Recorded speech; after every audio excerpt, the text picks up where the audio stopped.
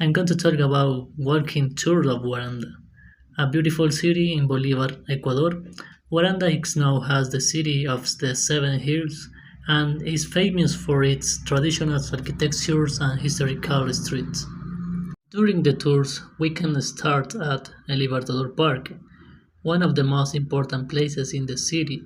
It is surrounded by important buildings such as the municipal palace and the Cathedral of San Pedro. The park also has an important connection with the independence of Guaranda. We can walk through the history center, where we can see old houses made with adobe, wood, and traditional tiles. This building shows the Spanish influence and the history of the city. Guaranda's History Center was declared Culture Heritage of Ecuador in 1997.